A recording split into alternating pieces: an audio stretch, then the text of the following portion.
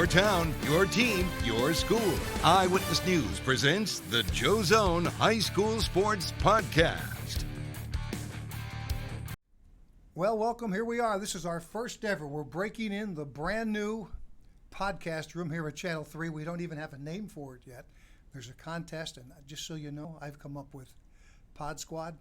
Now, I don't know if that's got a shot, but a lot of people probably wouldn't even make that reference in this building to the old days of Mod Squad. So basically, we're just going to use this once in a while, talk high school sports. It gets us out of that little 2-minute window we have during the sportscast.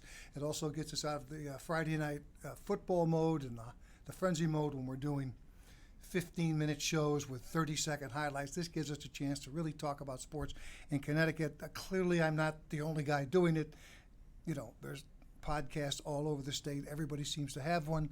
So we're going alphabetically, starting with Z, and that's why we're the last ones to do it. But we're doing it. The room is brand new here at Channel 3. We're up on the second floor. And we're going to start with, a guy who's been doing podcasts of his own already. You may know him from GameTime CT, Sean Patrick Bowley. Joseph.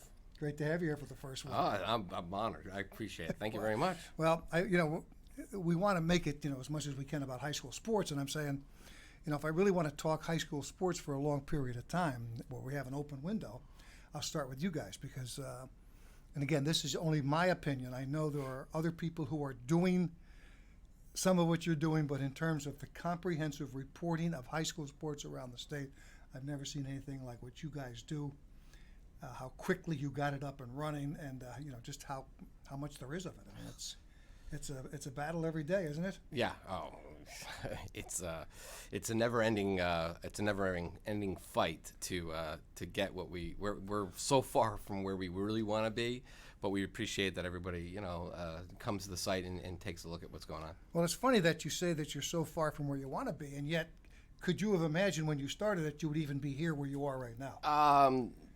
No, probably not. Just given what we had, I think we started in 13, so 5 years now, right? No, 6 years going on. So just given the resources, I'm not really quite sure we probably would have got to this point, but I'm glad we are here. I mean, my company, Hearst Media Corporation, Hearst Corp, has been very generous and has really put a lot of time and effort into, and money, more importantly, into providing this thing. And it's still a work in progress. We still got a long way to go. They know that, we know that, and we're just really happy that they're continuing to invest in it. Are you like almost everyone who has got into this part of the business? You really started as a newspaper guy and writing stories, covering sports in the traditional way. Yeah. And then maybe at the beginning, like a lot of us have a little reluctant, what are you talking about? Internet and stuff. Where are we going to go with that? Who's going to watch that? Who's going to read that? Were you kind of resistant? I started as a reporter. I was a writer. That's really what I wanted to do. I wanted to be a writer. And somehow I got into design. I got into editing. I got into design. Not so much photography until a little bit later, but then as we started to go along, not only was like producing newspapers and putting those out, now we're designing websites and trying to figure out all the stuff you could do with the internet, which is like just the sky's the limit. So, and then next thing you know, you're running around with a camera doing the stuff that you guys do, which is like, I never even dreamed I'd be a videographer on Friday nights or any high school thing or doing stories like that. But here we are. We're really merging the medias, I suppose. We're talking with Sean Patrick Bowley of GameTime CT. It's true, though, how you talk about it's always a battle for me, especially when you want to post something right away to, say, our Facebook page at Channel 3 and yours, but put the camera down in between plays and hope that you don't miss a play or two while you're doing that, because, in football or hockey, soccer, you put the camera down for 15 seconds, you maybe miss the only goal of the game in that case.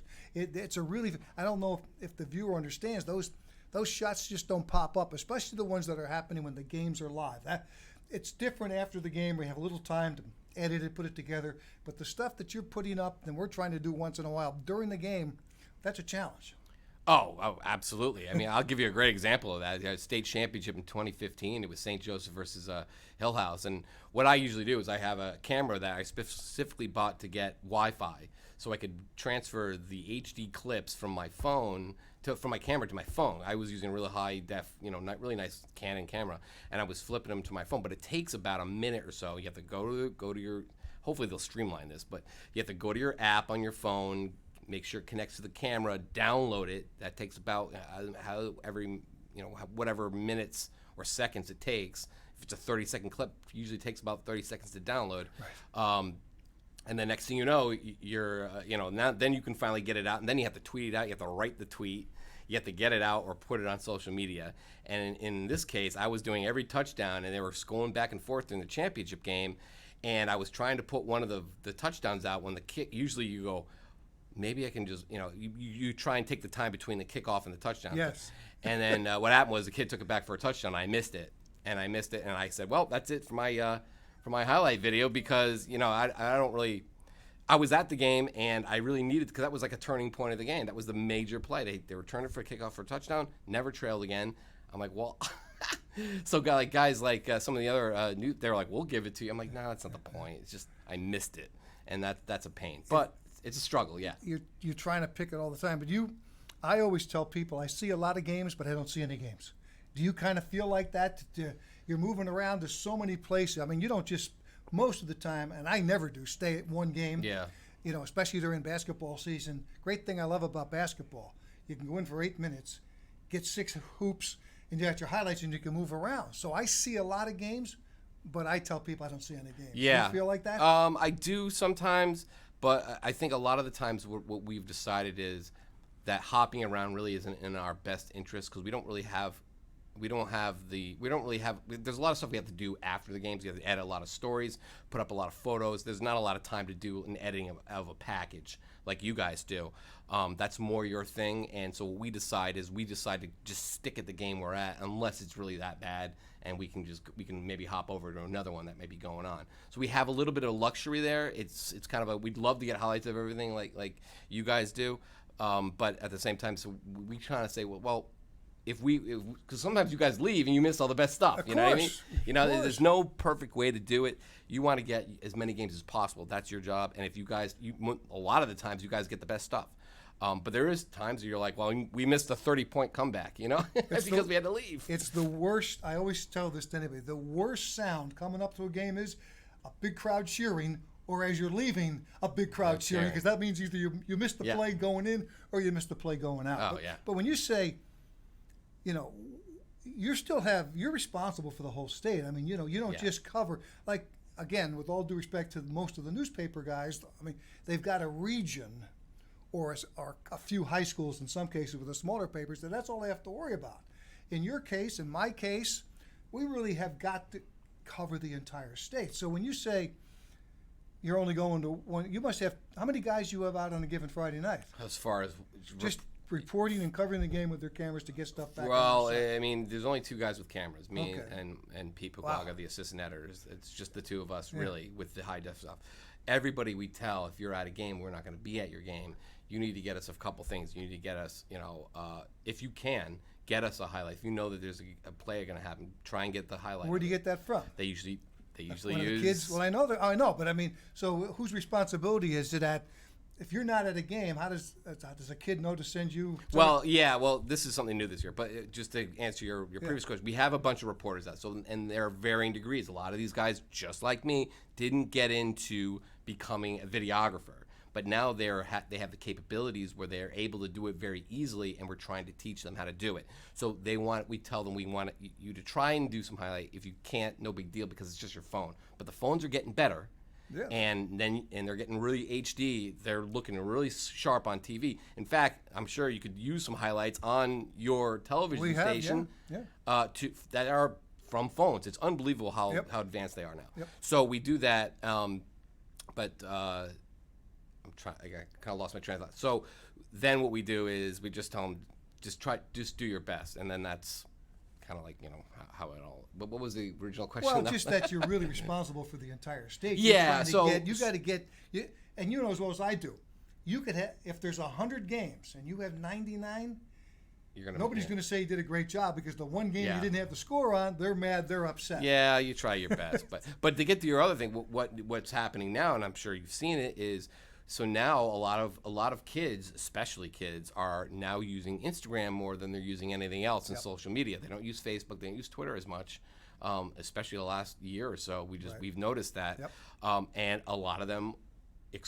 Your phone blows up when you put a highlight on your Instagram page. So now what they're doing is they're all sending us their highlights because they can get it immediately off of Huddle, off of whatever, parent in the stands. They just send it to us and we post it up there, and it's another way of getting stuff that nobody might go. We might not go to that. That game's not going to be good. Right. Sure enough, it turns out to be good.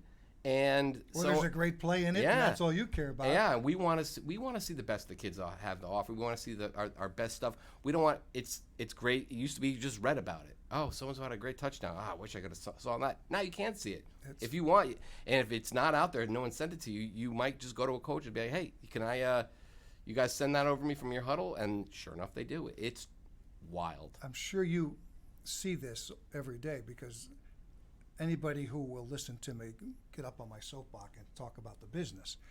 With all of the changes, the one thing that has not changed in my 45 years is mom and dad still want to see their kid during the game, their highlight. And they don't want to see them on the phone or the little computer. They want to see them on the big TV in the big room. So so what hasn't changed is putting kids on TV has not changed in 45 years, and that extends now to the computer, to the internet. Just there's my kid. That hasn't changed. It's, if anything, it's even because there's so much available.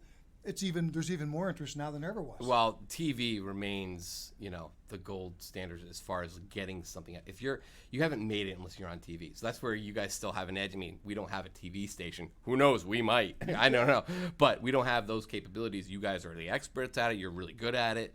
You guys do a tremendous job. And you know what it is when you're on TV, and that means it just feels like, even though the audience might not, it's just a different audience. It's more diversified. Right. People who may not see it before, and they might catch it. It might be in the background of a restaurant or in a room, and it still means a lot to be on television. It really does, and it's probably the biggest part. But anywhere now. But even the video now on the way you guys have done it. I mean, there's a good chance if somebody really had a good play somewhere, it's going to be somewhere out there. Yeah. Somebody got a shot of it. If not you, somebody else did. It ends up on your page. The key now, the big challenge, like I guess the ultimate now is if you go viral. Right. If there's a national outlet, a Max Preps, a Sports Illustrated, USA Today, if those national outlets who have also dedicated social media to high schools, if they decide to put your highlight up. I'll give you a great example would be Tiki Barber's son AJ for Greenwich made one of the most unbelievable plays we've seen in a state championship game last year. He was an option pass that was overthrown, almost went over his head. He actually jumped up and got it and then threw the pass. So we were able to put that out there. So now we have all these like national sites who follow GameTime CT, like NBC Sports, which saw it that day. Yep. Took the clip, which we're supposed to ask first, of course, but took the clip, took the clip and put it up. Hey, because I guess Tiki Barber worked for NBC, right? So and the same thing goes with CBS Sports, which is does Max Preps. They do the same thing. They will ask, or any of these things they will ask, but then it becomes global, or not global. Well, it could go global. We've had highlights go. We had the North Haven Amity baseball teams go like all the way to Australia. Because they played rock, paper, scissors to just as a joke, so and little things like that. Yep. So that's like the ultimate thing. If you go become a viral, if you become something that all these websites that transmit it globally, so that's been a big thing. We've had that at least a few times a season. Yep. Okay, let's talk about a few things high school in the state. First of all, I want to start with your poll, and how difficult it is to figure out who the best team in the state is, although sometimes it's easy. And most of the time, it's not even who the best team in the state is. That might be, the 1, 2, 3 might be obvious, but, 4 through 10, it's, and so putting that together, and you're using media guys like me who, again, see a few plays here and a few plays there and are actually couldn't even have a vote if it weren't for the research you do ahead of time. Yeah. I mean, my thing has always been when it comes to voting for a team's value in a current season is how they did last season plus how many players did they lose from that team. Yeah. That at least gives me a gauge. Well, if they won 9 games last year and they got 18 kids back, there's a pretty good chance they're going to win. They're going to be that kind of a team again. Right. So at least that is a criteria. And my other one is, I seldom say never and always. I do not like to drop a team when I vote that's won, no matter what teams have done behind them. So those are them. So anybody wants to know about, so I do get a vote in your poll. Those are my 2 criteria. When the season starts, how do they do? And then once I've voted, I don't like to vote a team down if they don't lose, no matter who they play. That's just my criteria. But at least I'm consistent. I think there should be at least some consistency with people who are voting. Yeah, it really depends. We try to get a wide breadth of reporters and try to hit on every single TV station and newspaper / section of the state, so everybody's being. We want everybody's opinion on it. Yep. Now, sometimes we don't agree with their opinions or how they vote, and you might not see them again. Like when I wrote Bloomfield 6th in the state. Well, yeah, we saw someone. I mean, it was a few years ago. We had a guy who hand beat Xavier in the middle of the season, and they were both undefeated at the time. They both go on to win state championships. Hand didn't look as good in their state championship game, and Xavier just was playing at an unbelievable level at the time. And I could see his point, but it's at the same time they won on the field. Hand won on the field. How do you vote Xavier number 1? Yep. And I felt kind of bad. He felt like he had to explain his vote because it wasn't unanimous, and everyone thought it should be unanimous. So it's really tough. We try to respect everybody's opinions, but we find that there are inconsistencies. Like at least you're consistent on that. If we find someone's mixing and matching or dropping teams just because, you know what, I don't like how high they are. I'm gonna see if I can knock them out of my poll. See if I can influence the main poll. Yep. We don't like that. We want you to do it honestly. Give it a fair assessment. Now, is that that's really hard because who's watching all these games? I mean, I'll tell you, I don't get to nearly as much games as I used to. Right. But there are a few guys who do. You do, but like you said, you only see a few snippets. Right. So it's subjective.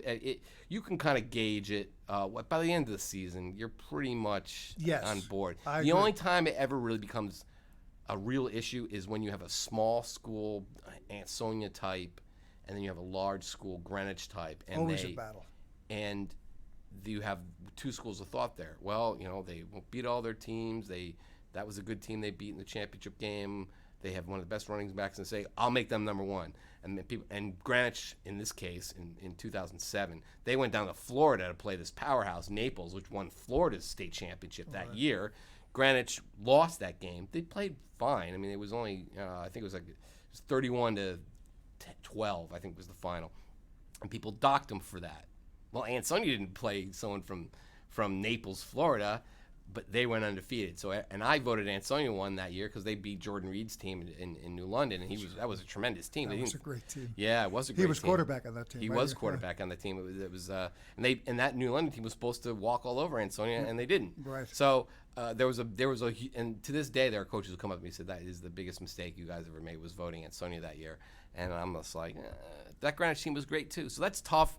It doesn't mean that because you're a big school like Greenwich, does that mean you're better than Ansonia? Well, you can only play 11 guys at a time. Yeah, there's depth involved and all that stuff. So if they went head to head, it's impossible. Well, I think this year's a perfect example. I still think Bloomfield has as much talent, skill position talent. Now, I don't know. Maybe the line. I know Hand is There are a lot of the FCAC is loaded, no question.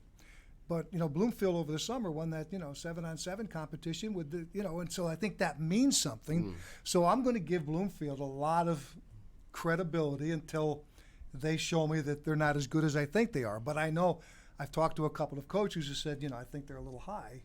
Yeah, that's certainly Pete Paguaga, my assistant editor. He thinks they're way too high because he looks at it back. Yeah, they have all this great talent, And they had the great talent last year, and they probably had one better. They actually had the running back. They don't really quite have that this year. Right. And he was an all-state first teamer, like John Butler.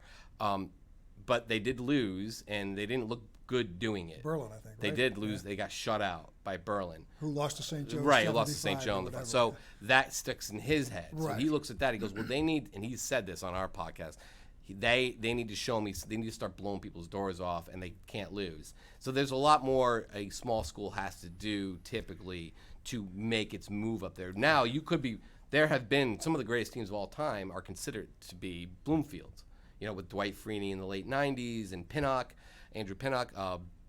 So those are considered some of the best teams of all time, and people at the time were like, well, they'll beat any. I don't care who you have out in the double O. This is the best team in the state. It might not have as much depth.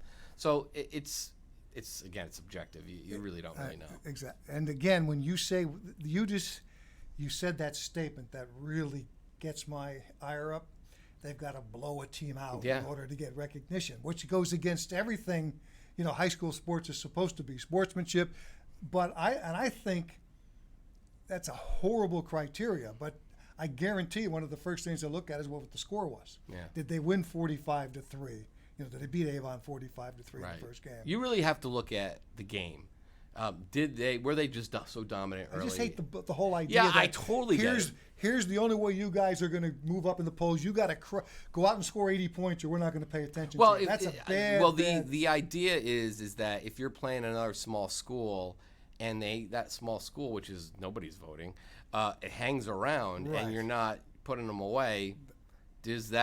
Are you guys really number one team to state? If you can't, like Hand the other night. Hand was playing Middletown, and it was not even Middletown, by the way, a good program with good, They only lost 2 games the last 2 regular season games the last 2 years or whatever it is. And it wasn't close. And it wasn't close. It's a different Middletown team though. They don't not as good as they were, but Hand has to put it to them and take that game away early, put it into running time. That's the thing of it. There's running time now, and at some point you go, all right. There's no point. You don't want to see them score 70, but you want them to show their dominance. Unfortunately, even with all this technology, the time is an issue with voters, and they don't have a lot of time to go look at every single film they see. Right. So they have to rely on results, and sometimes they just rely on the result, which is the final score. And that's, again, it's not like college voting.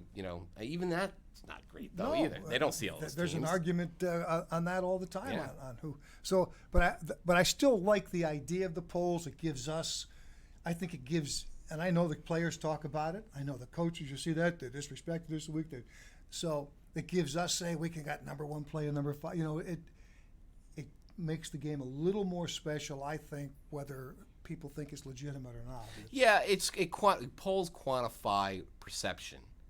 They quantify where we think where people, not just media people. The media people basically are an extension of the public, I suppose. Right. Where we want that's the bigger pulpit. That is the perception of how good a team is. So when we rank a team, that we think that team's better than you. So that's where the coaches get they love the motivation. They get that extra oomph. They disrespect us. They don't think we're good. Let's go out there and beat them. And then when they do beat them in those situations where an unranked team or a lower ranked team beats a higher ranked team, it's considered an upset, quote unquote. And that generates, wow, look at that. And it puts everything into context. Otherwise, we don't really have standings here. We do, but we don't. The leagues are all over the place, and the state playoff thing is a mess, and that doesn't come into play until a month from now at least. But the poll at least gives you an idea of where we think these teams are. And people are, well, I don't believe in that. I don't think that poll is right. Well, that's the point. Right. Now it's an evolving thing over the course of the season.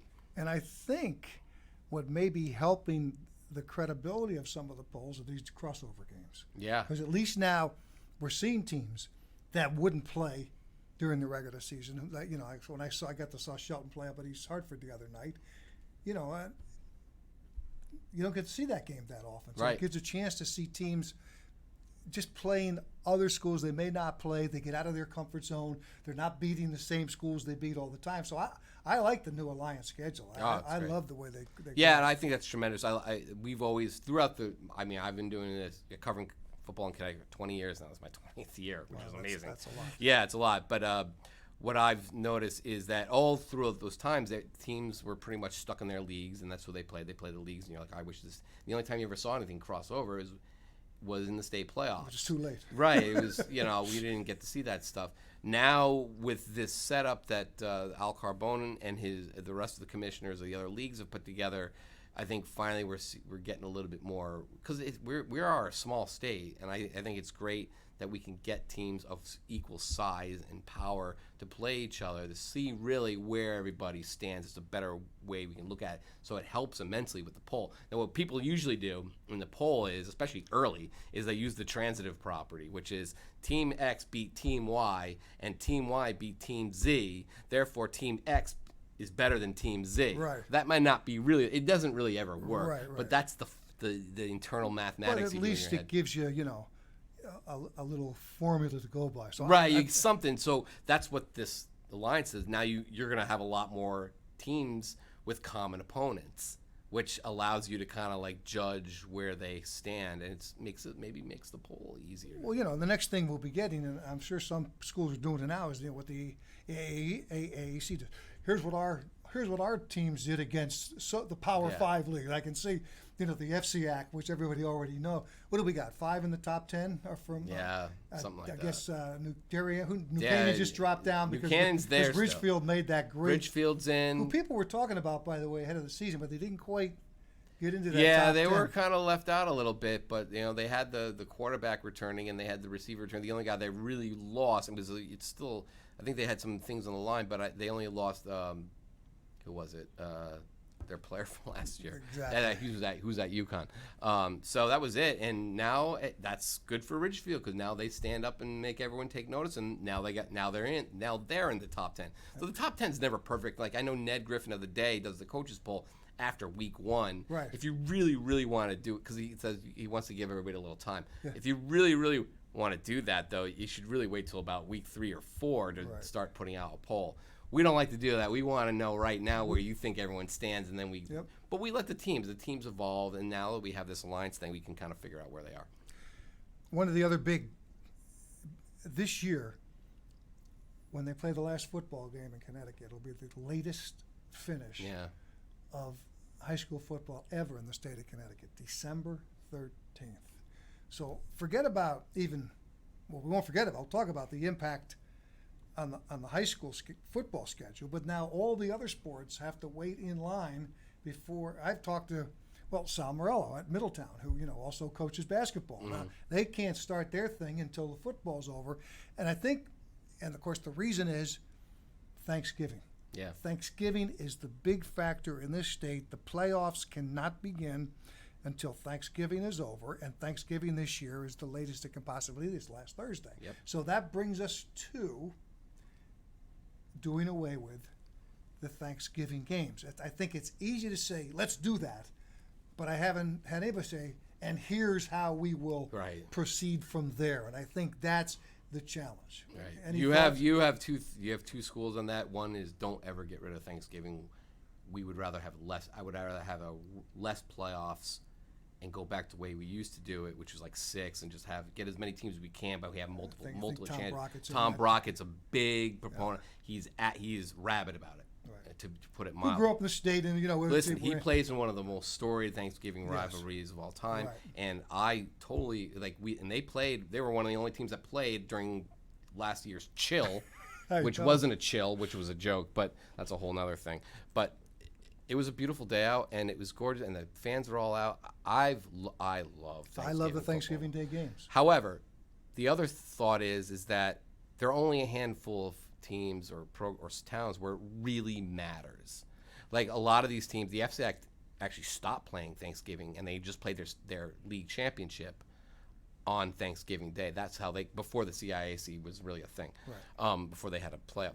But with the expansion of the playoffs, because we wanted to get more teams in, now you're like, well, it's a great day, but like as you said, it's really late this year. I mean, this is an anomaly a little bit, but Sal Morello, a lot of the basketball coaches are correct in that, some of these programs, like Ansonia, for example, go to the finals every year, it seems. Their basketball program, one of their head coaches is the basketball coach. Yep. one of the assistant coaches on the football team is the basketball coach. It'll be Kingsley, and they don't really get to have a team until Ansonia is done. They have to kind of play with the guys. And so the football players, it's a small school, are good basketball players, and it kind of hurts them. Now, hockey's another one. You know, it kind of bumps into hockey. What do we do? So I think that there's that thought that, well, you know, it's only a handful of schools that really care about it, because a lot of them now are all playing Wednesday night. So if it's that storied tradition in Connecticut, why are we playing on a Wednesday night? Why are we playing on Tuesday night? It's mostly because so they can get an extra, you know, they think they're going to get more fans on a Friday night, which I don't know, some of them might.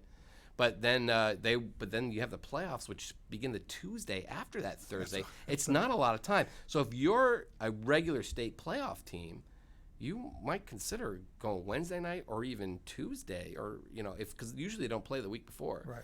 Just to get that extra few days, and that's a lot. Because now you know, if you're looking at it, this football playoff system was basically built off the old one, which was it went Tuesday was the semi. They put the semifinal there because they just want to get it over with, and the championship was the following Saturday. It worked, but now with all these concerns about football injuries, exposure to long-term contact, which they've limited over the scope. You can't do any contact in practice that late in the season. So is that it was put into place before that? So is that a sound thing to do? What's the answer? I mean, the answer is to perhaps eliminate Thanksgiving, which would, for guys like Tom Brockett, he's like, we might as well just pack it up and go if we did that. I was thinking about, when you say that the game is only meaningful to a small amount of schools. Right, Thanksgiving. And a small amount could be 10 or it could right. be 40.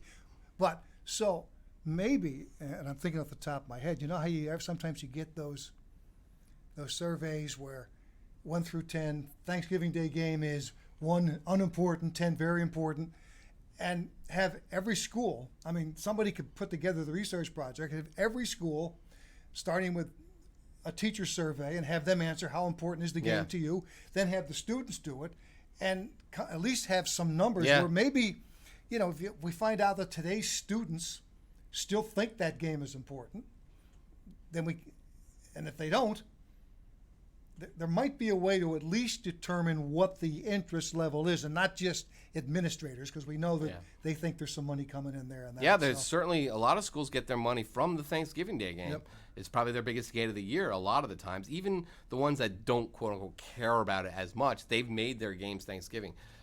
So, I mean, it really comes down to what's more important. Is it more important to keep this tradition, which is now becoming very much only a Connecticut thing? Massachusetts did exactly what this thought is. They got rid of their Thanksgiving Day games. So they could begin their playoffs earlier and involve the entire state into a play, because they weren't really involving the Eastern Mass did its thing, Western Mass did its thing. Now they're involving more teams in the state. Now they're a bigger state than us by a factor of 5 as far as population goes, at least, because they have the Boston metro area. Right.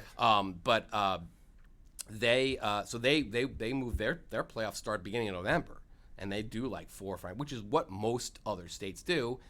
Then you end the season right around Thanksgiving, and then that gives the winter sports all the time they need to get their practice. So is getting the winter sports their full seasons without any intrusions? I mean, it is a small number of schools that it affects, but it's still, there are certain schools that get affected more than most. So do we want to give them more? I would even argue that the first month of basketball and hockey season is almost like a wash. It's only a few games really before Christmas break. Christmas and everybody's I would even say, like, I could argue. I'm not necessarily arguing this, but that winter season doesn't really start until after Christmas. However, there's still lots of games. So now what are we going to do? Move that one up? So it's tough. But so either, and then you can space the games out more as far as the playoffs go. If you started it earlier, forgot about Thanksgiving, maybe make Thanksgiving the state championship weekend or something like that. Maybe do it that way, and that way everything wraps up. So what's more important to us, and that's what we got to kind of figure out.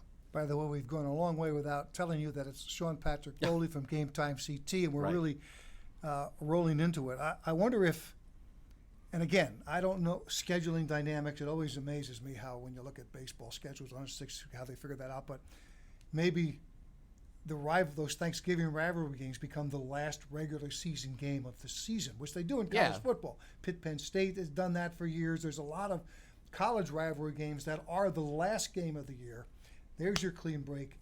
And when you think about Thanksgiving weekend, can you imagine the kind of crowds you could get on a Friday or Saturday night state playoff games? I would suggest, and if you take a look at the Wishbone Bowl, the Berlin New Britain game, which is always played. Yes. Well, I mean, it's not. It's now played the weekend before, and they get a pretty big crowd because mostly everybody's starting to come back then for Thanksgiving week. Yep. Because the kids come back from college right around that. I mean, usually they would come back a few days later, but you still get a massive crowd for that game because it's the end of the regular season. Yep. Maybe there's a way to do this where you look at that and say, that's not a bad time to end it. Then you play your first round game. I mean, could you play on Thanksgiving? Sure, I guess you could, the first round games. But you play the first round games that weekend before. Now you're spacing it out better. Now you have that week, but that whole Tuesday, Saturday, Sunday. I don't see that lasting much longer. I really don't. The turnaround time is too short. Just the way football is. I don't want to call under attack, but just football is being more scrutinized about the way it's, and that is kind of a dinosaur thing. I mean, it was fine back in the '90s when they put it in, but now it's like, do we really need to do if we can avoid it, let's avoid it. But it definitely will mean one of two things. It will mean either you shorten the playoffs again, go back to just 2 rounds, which teams get left out, or you eliminate Thanksgiving and then start the playoffs earlier. There are some guys who would like, but people will come into the rivalry games. People will go to those if they put Darien, and they did. Darien used to play New Canaan in the middle of October. I mean, it wasn't like this hasn't been Darien New Canaan on Thanksgiving forever. Right. This is only a recent thing since 1994 that they rekindled this Thanksgiving rivalry on Thanksgiving. A lot of schools don't have like a natural rival anyway, so it doesn't really matter to them. But for the rivalries are always that's a big thing with football. And if the rivalry really should be at the end of the race, if it's not Thanksgiving, I could see us taking a little time to get over that, but I could see us getting over it and becoming the new normal. And you know what the rivalry does at the end of the season? For teams that are not having a good year, those kids are still going to be involved because they can't wait. They want to play that last game against their rival. It makes their season a little more relevant. You play it week 3 or you don't play them at all. You play it Thanksgiving, close it off, boom. Again, it's easy for us to throw ideas out. Absolutely. Somebody smarter than me has to come up with the formula. I don't think it matters when you play your rival. Some people have suggested playing the beginning of the season. I like the end of the season better. Like you said, teams not going to the playoffs. This is our Super Bowl. And they do treat that the Thanksgiving. Yep. Thanksgiving just gives it a little bit more pageantry, a little bit more meaning. Families are in. I get it. You got everybody in town. Which is what makes it that special that you win on that holiday. I mean, again, Connecticut's only had a state playoffs for 44 years now, almost. They're as old as I am. I'm a little bit older than the CIAC playoffs. They began in 1976. I was born in 75. Me too. I'm a little bit older. So, but it's only been 40 years since the basketball playoffs. It's going to be 100 years, pretty soon. Right. We're coming up on the 100-year anniversary of the CIC basketball playoffs. What's it called? So the football's only been around for 40 years. Before that, the reason why Thanksgiving became a thing because that was the end of the season. That's why it was such a big deal.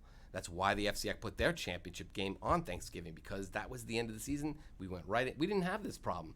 But then what happened was the CIC is like, well, maybe we could make some money off these playoffs. Yep. We really should have our teams play off. The FCIAC did a great job having its own championship game. We should do that, and they did. It was a one game. They had multiple classes, one game, top 2 got in, and you had kind of like a bowl system. And then someone said, well, let's try and add a semifinal in there. And then guys like me 10 years ago were like, let's try and add a third round in there. Well, the playoff games because we didn't want to see teams getting left out after going 9-1 in the regular season. There's so many little things you do. I totally agree with you though on the rivalry thing. It doesn't really matter when you play that. It's better when it's on Thanksgiving, but if they put it at the end of the season, November 1st, let's say, people would come out for it. A couple more things before we wrap up. We're talking with Sean Patrick Bowley, who's got enough to do, by the way, if you ever go to their website. And I always know with us, too, you're so interested in getting the X's and O's done, but there's so many great feature stories out there. So how much time do you – and you know that there's a group that wants the X's and O's, but there's also a way to get other people who may not have a kid in the game or a dog in the fight, as they say, but loves these feature stories that are, that are all over the state. I'm working on one right now, which I think is incredible. I didn't realize this. The Wethersfield football team, every Friday night home games, on Saturday they have a yoga class. I mean, that's a really good one. But that's interesting, And then the one you had, the three sisters playing soccer at Coggenshaw. Yeah. Right, it's Coggins. Yeah. Westbrook, I think it was. Was it West? I don't it is Coggins. Yeah, I know exactly. We got so many names. Going through. How about the kid from Bacon Academy who shoulder injury, and he didn't think he was going to be playing football ever, and then his dad was like, "Hey, why don't you try kicker?" Now he's a kicker on the team. He's getting looked at like colleges. No, so there's so many of those stories out there, and it's really hard to figure out how you put your resources, because you still got to plan, and then it gets even harder, of course, once you've got. Well, I say that. We still got field hockey. We still have soccer. You still got volleyball. You still got boys swimming. Yeah, I mean, girls swimming. And it's just all going on at the same time. Cross country. Cross country. It's a difficult and no matter what you do, except football, and I get all the time. How come you're not covering? And one of my biggest challenges is we're a highlights-driven medium, TV especially. So basketball is the perfect example. You go to a basketball game for 10 minutes, you got 8 hoops, boom, boom, boom, there's your 40-minute highlight. You can literally go to a soccer game for an hour and a half and get zip, nada, squat for highlights. Right. Now, the soccer fan will say, yeah, but look at the act. Yeah, no. right.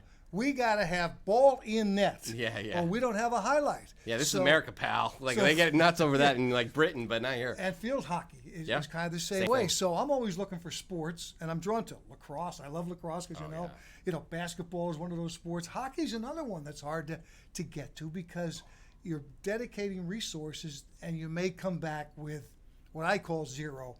The hardcore will say, oh, we got a great save by the goalie. Yes, give me a goal. Yeah. So, and you guys have, you have to deal with that all the time. Well, you want to see who won. That's you don't want to miss the goal. The one goal or the one opportunity that's won the game, and that's really the story of if you're doing a game coverage. If you don't get, you're trying to do all these. Well, if I hit this game, I can get this on the air, and we can. I mean, you may not get the winning goal, but you'll get a goal, and you can say well, they won. They went on to win. They went on to win 2-0, and we have one of the goals here. You didn't get the. We lot. do that all the time. Right. So it's super hard to get everything done. We try to focus on relationships, as you as well. I'm not much of an X's and O's guy. I mean, if you want X's and O's, Ned Griffin's your guy of the day. He's more of the X's and O guy. Yeah. I'm more of the the promoter. You know what I mean? Yeah. I'm more of the Fairfield Prep is playing Newtown this week, and Newtown's quarterbacks all go to Fairfield Prep. 3 straight they did. I'm more of that guy, Yeah. And then they all get in there, and all start yelling and screaming at each other, and you're like, oh boy, jeez. But again, you try and you do your best, and you try and focus on what really matters. I mean, the results matter, but the relationships between communities and between kids, and that all is really important. Before we go, I got my engineer. Are we going too long? Is that why you're just listening? I've got Ed, my engineer, coming in. Again, this is our first podcast from the brand new Channel 3 podcast room. Well, we got TV cameras. You ought to see these cameras. They look like like the heads of robots or something. Yeah. Really, I wish I could turn it around. The girls basketball this year, they're going to the super division. The same thing as boys basketball. What's your thought on that? I thought it worked great, by the way, for boys basketball. Although there's too many divisions. That said, I mean, where do you? But there's definitely I call it the big boy division. I think they've got that pretty well figured out.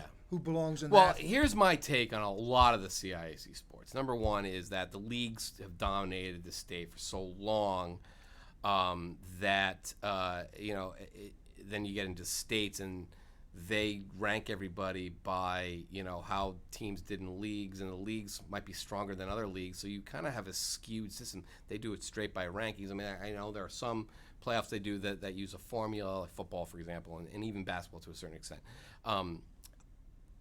I love the setup. They don't have the regular season structure for it. Like they're and the way what they're doing here is they're basically ranked, like you're a Division III team, but you played in the FCAC. Like, how are you a Division III team? And why do you I'm picking on New Canaan now. Yep. Why are you at whatever they were, 14? I don't know. I mean, they were a good FCAC team. They weren't one of the best. Right. And they went on to win a state championship in Division III. What makes you a Division III team? You should be playing Division III teams throughout the season, so we know there's a structure here. We know what it is. Instead, the playoff structure in all the CIs is divorced from the regular season.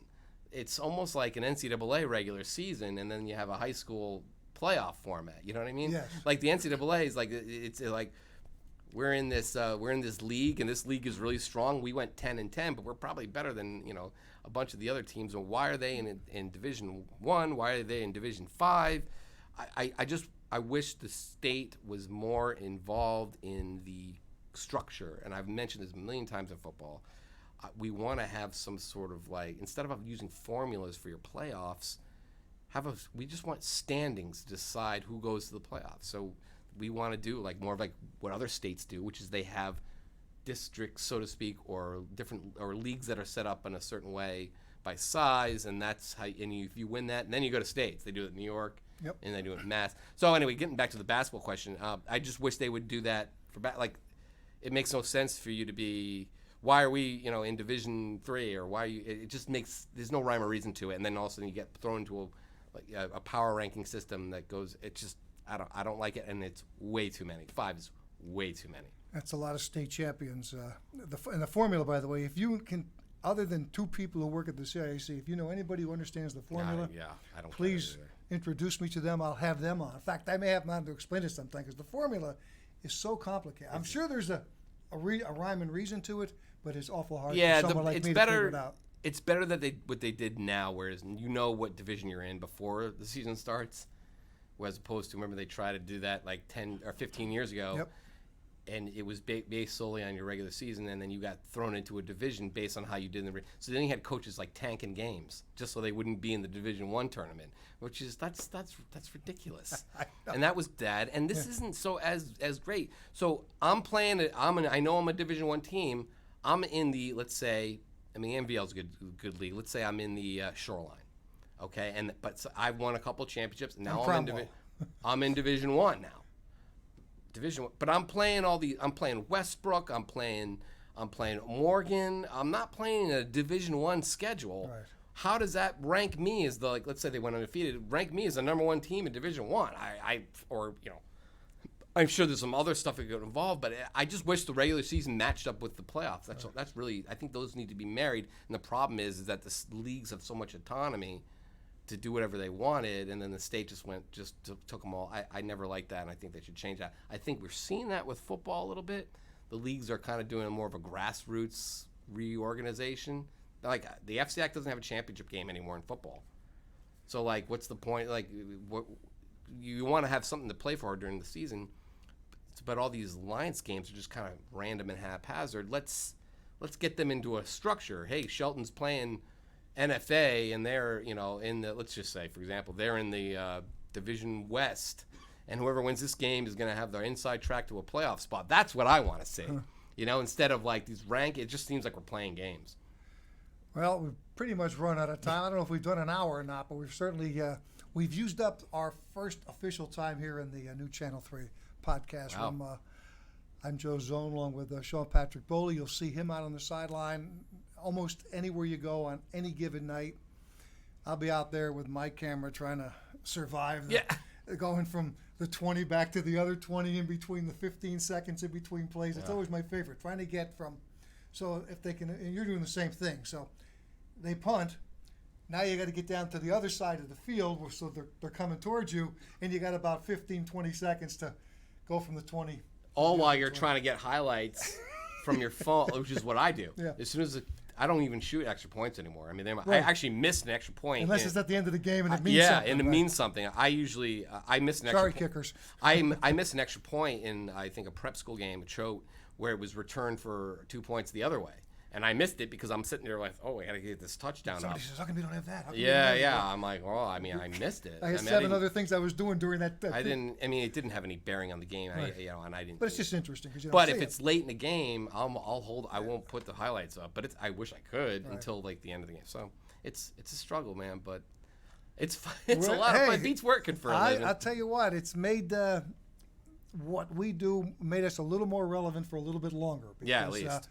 You know, as the TV model and the newspaper model has changed, this is really where, this is the future. And if we can't embrace this and figure out how to make the most out of it. Absolutely. Hopefully we're bringing, and the other thing is about our beat, when was the last time you did a negative story on the high school beat? I mean, never. Like we don't even say, I'm talking about kids, and we don't even say that John Smith, was picked off. We say, Joe Zone intercepted the ball. We don't. Yeah. And I think coaches and we don't take officials to task. No. Even if we got the video that shows it might be, but we won't show it to a coach if they ask for it. We're trying to keep it as positive and as friendly as we can out there. Obviously, there are extreme cases, as you know, with that, and sometimes there might be a responsibility to come up with a video or a commentary. Yeah, we try to. They are kids, and with there are certain kid gloves you got to use when you're doing this, especially in regards to anything that is negative. You do run into that. We don't shy away from saying who threw an interception. Oh, or no, who no. Picked off. We don't do that. I remember when I first got into the business, it was like, well, some guys didn't mention who fumbled, late game fumble, but Which we don't do. yeah, I remember there was a kid at the Staples, Kelly, who fumbled the ball at the goal line, and they lost the state championship in overtime. That was the final play of the game, and it's tough. I mean, everyone saw it, so it's like. Well, I remember what was the baseball game 3 years ago where the kid hit the home run, didn't touch home plate. Oh yes, I think. It sometimes it's there, but we try to. I know you do, but I hope anyway that everybody enjoyed our first. Our pod. I'm glad you were in. I know you got to get right back out to it. I know there's Glastonbury has one of the best soccer teams in the state. If you want to go up there, they're only about 10 minutes away. They're playing, I think, at 6 o'clock. Who are they playing? I never worry about who they're always. I always look to see who's ranked because when they play so many games. That's, by the way, one of the things. How come this is your game of the week? Well, the way we do things, we can't look at what we think the best game is going to be because what if that's in a place where I can't get to a second or third game that we're trying to put 10 to 12 games, 13 games on with 4 photographers. Yeah. Or 5. So that's 2 each. So I can't have somebody in Windsor and somebody at Ansonia. That person can't do that. So we try to get a person in Windsor and then maybe a second game at Bloomfield and then maybe Manchester, Glastonbury. Get up to Canton, and then you try to get over to St. Yeah. So we're always, when we pick our game of the week, where can Joe Zone be where he can get to the next game that night to get the highlights out? So now we try to pick 3 good games, but we're always looking for another game that's going to be in that area. And then we pick the other 2, knowing that we have 3. We got to make sure that we get those on, so working and photographers go to get those on. Your game of the week, do you guys do the whole game or just? Nope, we just do plays. Now, you do more plays from that game though. No, our game of the week is you vote on it. And it's based on whoever votes. It's not even like it's the most important game. It's how many of our viewers went to our website said we want you to come to our game. So now use it as a base. Yeah. Now other state, and I did this when I worked in Syracuse. The other stations had the same resources that we have here, and they were doing 10, 11 games a night. So there was no way, as a one-person sports department, I could compete with that. So I would do the game of the week where we would go and just shoot the one game. I think NBC 30 does that here, where they'll do one game, but they'll give extensive coverage to that. Now, the problem with that is that's 2 schools. Yeah. We're trying to do 10, so we do 12 games. That's 24 schools, just like that, even if they don't like us. What if your game stinks, Well, that's the we thing. hope we get one touchdown and say, and so-and-so went on to win 52 Right, what I nothing. mean is if you're only going to cover one game, of the week, So those are the kind of decisions we have to make every day. When people ask, our first game of the week was Middletown and can't even remember now who Middletown played. Maybe South Windsor. Why are you here? Yeah. Well, first of all, it's 10 minutes from the station. Yeah. So I got a nice, easy start. I can then get down the road to Berlin, which I also shot that night. So it's not because it's the best game. Right. It's because now we hope it's an important game. We always try to have teams from your poll, team from Ed and Ed's poll, covered. I think we might have been the other station who had the Southington. FCAC, that Southington played through Darien. Oh yeah. We have a stringer. Right, down, right, because it's a Fairfield. It's a New York. It's a New York station. Yeah, Fairfield County for us really is.